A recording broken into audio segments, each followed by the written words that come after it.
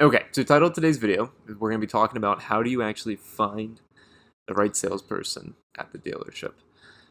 I mean, a lot of people have commented on our videos, Dad, that they say if they were able to find you, they would either A, have really despised the car buying process, or more likely, a lot of people have said they really would love, people have said they'd pay more to have worked with you. So I think that speaks to The truth is, people did. yeah, because they probably had fun, yeah. Yeah. But I think that speaks to the importance of finding the right person. Essentially, you're a car guy or gal that you can work with. Yes. And so today you are going to walk us through your suggestions for the Yes, steps you because actually yeah, go through. one of the questions I've often been asked is, well, how do you find the right salesperson? I mean, after all, all the sales people just lie, cheat, and steal. They want to separate you from your money, and they're just greedy bastards. Well, not all of them are, and there are ways to figure out who the good ones are, who the unicorns are, and most dealerships have at least one unicorn.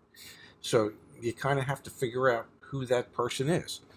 Now, one of the ways I suggest you do it is once you've made a determination as to the brand that you're looking to buy, well, then talk to relatives, talk to friends, talk to coworkers, ask them if when they bought their particular vehicle, and if they bought it at that dealership, how did they feel about that dealership? How did they feel about the salesperson that they worked with at that dealership?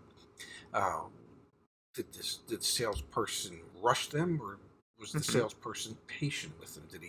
Did he or she actually listen to the questions that they were asking, and did he or she actually respond to those questions? Was the salesperson empathetic and caring? And so those are questions that you need to ask relatives and friends and coworkers, because everybody has had an experience at a car dealership. Yeah, most of them Yeah. negative. Yes. So by speaking to these people, you can find maybe the ones that have had the exceptional experience, the extraordinary experience. So ultimately, when you're asking these people that you know these questions, the most important question to ask is, well, would you recommend that guy or gal? So your first recommendation is to find a referral or a reference to someone in the brand that you're interested in. Yes. Okay, easy enough. Who has dealt with somebody that they would feel comfortable recommending. Now, does that extend to? And I know you wrote up some notes. I didn't do the note writing today, so this is all Dad. So if I'm taking you down a bad path, you tell me. But does this extend to recommendations that you read about online? So, for example, like I think there's a website. What's it called? Like DealerRater. You're getting ahead of me here. Okay. Okay, cool. Because I've Googled your name before and like tried to find you on DealerRater and stuff like that. Yeah, generally good things. Yeah, generally. You can't please everybody. Then the next thing I would do, if it were me, and this is strictly if it were me, is I would go to. You would call your friends that work in the business. Well, I do, but that's besides the point. But the other thing I would do if I didn't have any friends in the car business, is I would go to the Better Business Bureau.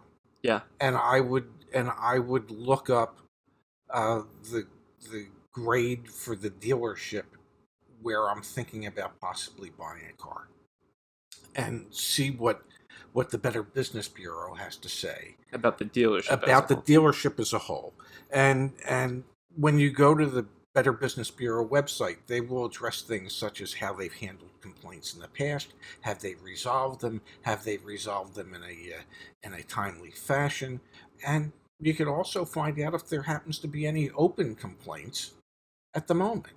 Yeah. And you can get a general sense as to what the overall business practices are of that dealership. Okay. Yeah. Okay. So that's another way to check. But that's not going to tell you about a specific salesperson. No. Yeah. No, don't worry. I'm getting there, honey. There's steps. It's like everything in life. There's steps. Whether we go down the right path, I don't know, but we're going to take the steps. So then I would check with your state's Attorney General's office for the Department of Consumer Affairs to see if there's any open complaints about the dealership in particular, and any sales personnel or any dealership personnel in particular. Okay. Okay. So that will give you some other avenue to explore as to whether or not it's a place you might think about wanting to spend your money. Now, we haven't narrowed down yet if that's the salesperson you want to deal with, but we're getting close. Okay. Okay. Then the next thing I would do is I would go to the internet and I would Google, and I would go to Google reviews, and I would go to Yelp reviews, and most importantly, I would go to an automotive sector review site called DealerRater.com. Yeah. And at DealerRater, what they really do is encourage people to give reviews of dealerships and the personnel that they dealt with at the dealership. And most of these reviews come from the heart, not like Yelp, where everybody thinks on Yelp, well, if you don't have anything bad to say, you're not allowed to say it on Yelp. But DealerRater... How extensive are you on Yelp? You Not don't even have a Yelp account. Do you need one? No, the one interesting thing, though, I'll mention about DealerRater Yes. is, I mean, its primary goal is to be a tool for dealerships. I mean, it's a not relationship management tool, but how people consider you, perceive you. What am I trying? Reputation. It's a reputation management platform, essentially, for them. Yes. So, but I mean, consumers do leave legitimate reviews, of course. But I mean, it is a dealer-oriented tool. But it's not owned by dealerships. No. I'm just thinking. You can look at tools in the automotive space, and this is one of them that dealerships are aware of. Whereas, I'm thinking I've even Google searched.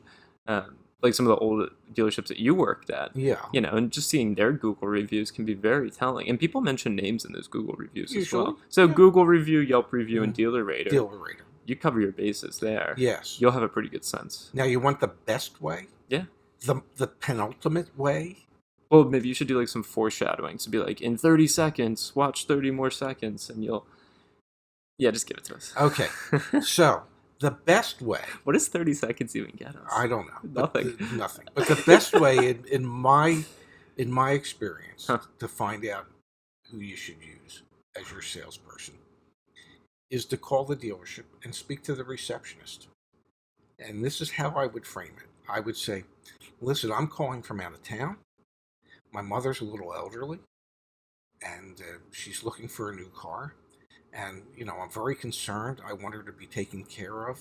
And I don't want anybody pushing on her. And I don't want anybody lying to her or anything. I'm just really concerned that somebody might try to take advantage of her.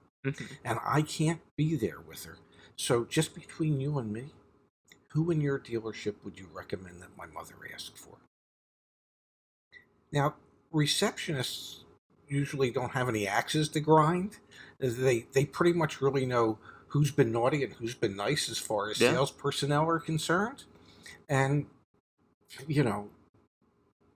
receptionists don't really know how to lie.